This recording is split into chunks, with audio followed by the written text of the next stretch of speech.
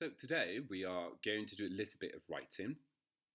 We have already written several stories or narrative texts along the year, and you know that we usually plan those stories by thinking of a setting or the place where the story takes place, a series of characters that participate in the story, a plot with a series of actions and events, and an ending if we want our story to have an ending at all. Sometimes open endings make wonderful stories, don't they? Now, today we're going to be focusing on the beginning of stories. I'm first going to show you four pictures, and I want you to choose one of them to use in your story. So you need to choose only one of these pictures. And then we're going to be writing the beginning of that story. But let's start first with the pictures. Remember, you only need to choose one of them, okay? So let's start with the first picture. This is picture number one.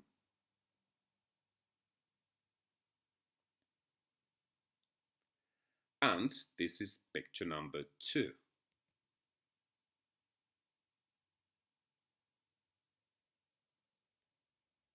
Here's picture number three.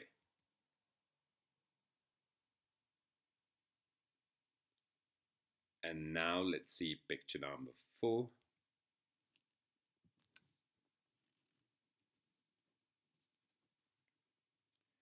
So, have you chosen your picture yet?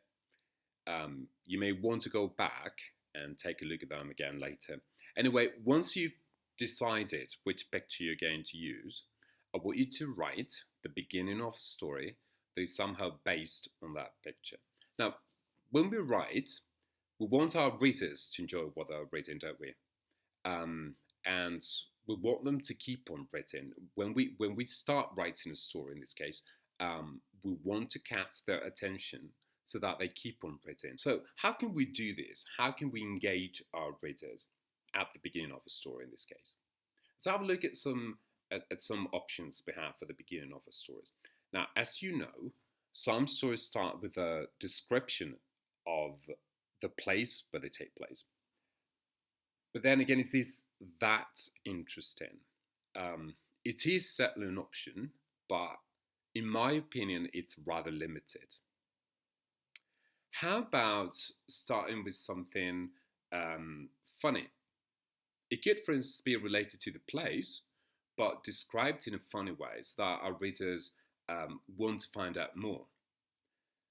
It could be related to one of the characters and something funny they've just done, for instance. Now, mysterious or rather confusing beginnings also work. So here, we don't give too much information and keep it sort of mysterious. Remember, we want them to keep on reading. Another option we have is to start with a conversation between two or three characters in the story. That way, our readers will be wondering who those people are and will want to know more about them. Also, talking to your reader directly, addressing your reader, is also a great way to start a story. It could be something like, um, something like, "Do you believe in ghosts? I had never thought about it until one day." Something like that. Or, um, "What's the first thing you do after coming back from school?" So that would be probably a story that takes place right after school. Okay, do you get the idea? So once again, what I want you to do is